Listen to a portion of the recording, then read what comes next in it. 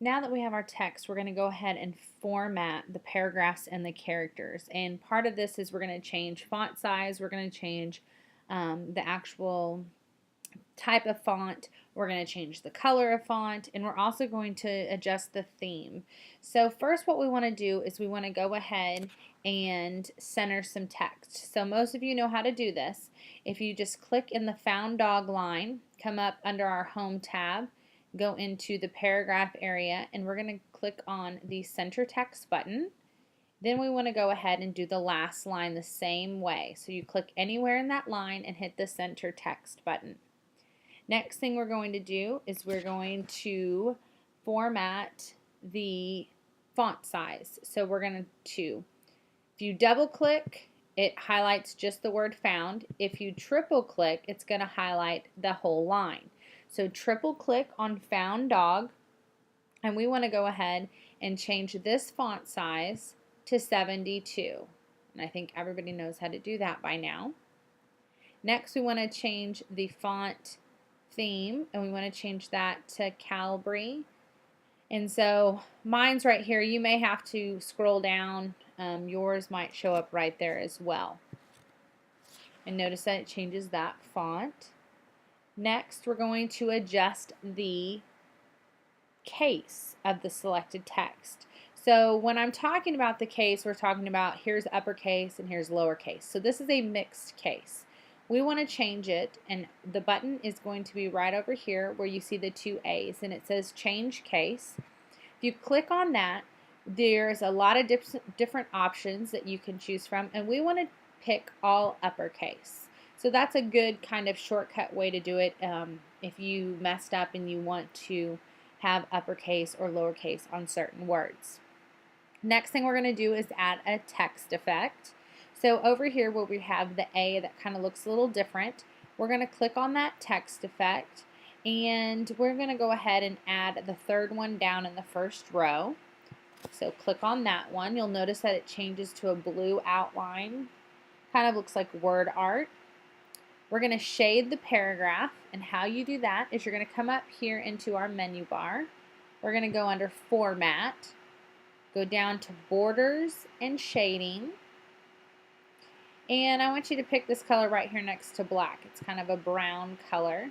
You want to make sure that you're not in a different tab. So there's Borders, Page Border, and Shading. So make sure you're in the Shading tab of the Borders and Shading box. Click on the brown and then hit OK. You'll notice that it turns all of that to brown. We're going to select multiple lines. So one way to do that, we're going to click off, and if you click out here, notice it highlights that whole line, but we want to highlight all 4 of these, or 5, but not the very last line. So highlight all of those except for the last line. We're going to change this font size to 20. Okay, so all of that changes to 20. Scroll up so you can see here. Next thing we want to do is we want to add a bulleted list. So we're going to click off of that. We only want to bullet these 3 lines. So tan, male, and green. So highlight those 3 tabs there. To put in a bullet, it's going to be up here in our paragraph area under the home tab as well. We just want to go ahead and add round bullets. You can also add a number bullets, and you can also change bullets. And so we'll deal with that later. But we just want to add a bulleted list, not a numbered bulleted list. So we're just going to click on that, and you'll notice the dots here. And like I said, you can change those, but we're not going to go into that in this unit. Now, many of you have said, oh, Ms. Brown, I messed up. I don't know what happened. Well, I'm going to show you the undo and redo buttons. So if you look up here at the top above your ribbon, there are 2 arrows. One's yellow and then one's blue here. And it's telling me I can't redo anything because I haven't undone anything. So say that I didn't want to have the bullets there. If I just click on that yellow button, it undoes what I just did. All right? So if I want to say, oh, I didn't mean to undo that, I'm going to go ahead and redo the bulleted, and I'm going to hit the redo button. So those are the undo and redo buttons.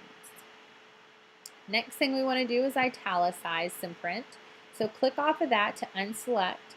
We want to double click on the name Bailey of the dog, and we want to italicize that print. And remember, that's up here in our font section of our home tab, and it's the I. You can also use Command I to on your keyboard as a shortcut. We want to go ahead and color this text a different color. So, I mean, I'm not going to be picky. You guys can pick whatever color you want. I'm going to go ahead and pick, let's see, I'll just pick a green. Next, we want to go ahead and triple click on this last line, and let's go ahead and format the font and size, color. So we're going to triple click on that. We want to change this from the Cambria to the Calibri. We also want to change it to font size 28. And then we want to go ahead and change the font color. Once again, I'm not going to be real picky on what color you choose. I am going to go ahead and choose this blue color. And so now you should see that. Now I'm going to select a group of words. So I'm going to unclick to deselect, or I'm going to click outside to deselect. I want to only highlight the word call and then the number. So you're going to click and drag to just highlight those there. I want to go ahead and underline that text. So you can come up here under the font area and click on the U with the underline, or you can hit Command U, which will also underline that text as well. I want to go ahead and bold the entire last line. So I'm going to triple click on that.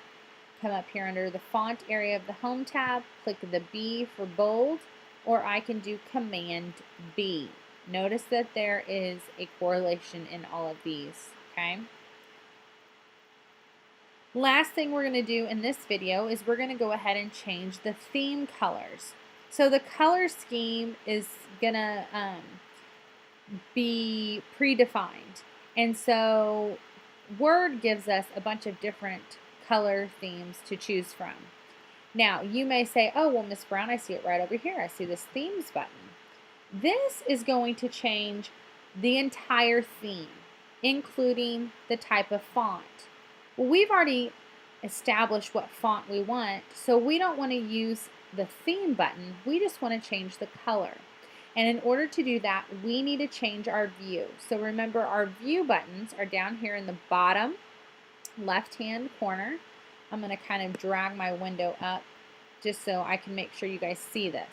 So we have a draft view, we have an outline view, we have a publishing layout view, we're in the print layout view, you have notebook layout view, and then you have focus view. And I know some of you use these different views because I've seen you using them in class, but the one that we want to use is the third one over, publishing layout view. Go ahead and click on that. There may be a button that pops up that asks you if you would like to continue, create new, or cancel. Then you would want to hit the continue button on that. Alright, so we're going to come over here and notice we have our themes just like we did in the other view. But the difference is over here we can choose our colors or we can choose our fonts. So we could choose one or the other. We want to go ahead and click off to deselect or unselect the text. We want to come up here to our colors and let's go ahead and pick Pushpin. Now these are in alphabetical order, so you'll have to scroll down, and we're going to pick this Pushpin color. And notice that it has changed completely the colors that I had going on.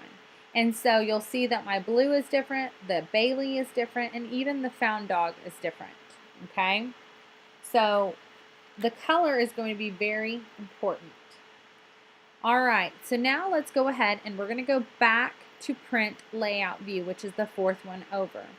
You need to be careful when you are changing your views, because if you go to notebook layout view on accident, you are going to actually put like a timestamp, a date stamp in here that you cannot get rid of.